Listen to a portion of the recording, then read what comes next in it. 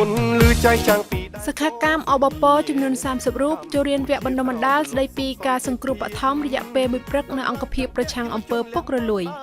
ជាតិឈានពោះបន្តទៀតដើម្បីកម្ពុជារុងរឿងក្រមកិច្ចសហការនិងសម្របសម្រួលរវាងអង្គភាពប្រឆាំងអំពើពុករលួយហៅកាត់ថាអបពនិងមន្ទីរពេទ្យជាតិដេជោសន្តិភាពបានរៀបចំវគ្គបណ្ដុះបណ្ដាលស្ដីពីការសង្គ្រោះបឋមជូនថ្នាក់ដឹកនាំនិងមន្ត្រីរាជការអបពស្របចំនួន30រូបប្រព្រឹត្តទៅនៅព្រឹកថ្ងៃទី29ខែឧសភាឆ្នាំ2026នៅអង្គភាពប្រឆាំងអំពើពុករលួយគ្រូបង្គោលចំនួន4រូបដែលមានជំនាញនិងបទពិសោធន៍លើការងារសង្គ្រោះបឋមរួមមាន1លោកវេជ្ជបណ្ឌិតឯកទេសសោមរិទ្ធីនាយផ្នែករថយន្តសង្គ្រោះ2លោកវេជ្ជបណ្ឌិតសៀវវ៉ាន់ដេតនាយរងផ្នែករថយន្តសង្គ្រោះ3លោកវេជ្ជបណ្ឌិតឈួនគៀងសរនាយរងផ្នែករថយន្តសង្គ្រោះនិង4លោកមីសុភ័ក្រគ្រូបង្គោលផ្នែករថយន្តសង្គ្រោះកម្មវិធីនេះធ្វើឡើងក្នុងគោលបំណងពង្រឹងការយល់ដឹងជាមូលដ្ឋានអំពីការសង្គ្រោះបឋមជូនដល់មន្ត្រីរាជការអបពដែលបំពេញការងារប្រតិបត្តិការផ្ទាល់ញឹកញាប់ជាពិសេសមន្ត្រីនៃនាយកដ្ឋានសន្តិសុខឯកឧត្តមសម្បត្តិហ៊ូណាអនុប្រធានអបព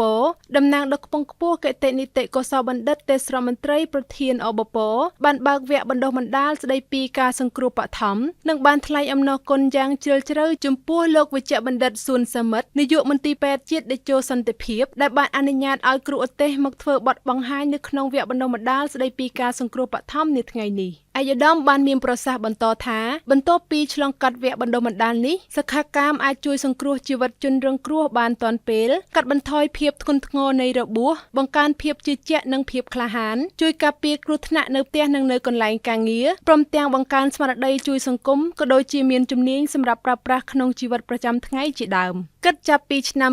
2015មកអបពធ្លាប់បានបើកវគ្គផ្សព្វផ្សាយការយល់ដឹងស្ដីពីសុខភាពជូនថ្នាក់ដឹកនាំនិងមន្ត្រីរាជការនៃអបពចំនួន7លើករួចមកហើយដែលវគ្គបណ្ដុះបណ្ដាលនាថ្ងៃនេះគឺជាវគ្គទី8វគ្គនេះក៏មានការសួរសំណួរយ៉ាងផុសផុលផ្សារភ្ជាប់ជាមួយការអនុវត្តនិងការបង្ហាញត្រាប់ស្ដីពីការសង្គ្រោះបឋមព្រមទាំងមានការប្រគល់ជូនលិខិតថ្លែងអំណរគុណជូនគ្រូឧទ្ទេសទាំង4និងមានការថតរូបអនុស្សាវរីយ៍ផងដែរសន្តិភាពឲ្យយើងអភិវឌ្ឍសេវាអភិវឌ្ឍរាជការសេវាកាន់តែប្រពៃសេវាល្អប្រជាសាទរពេកក្រៃដោយគុណតម្លៃមន្ត្រីក្នុងដួងចិត្តរៀង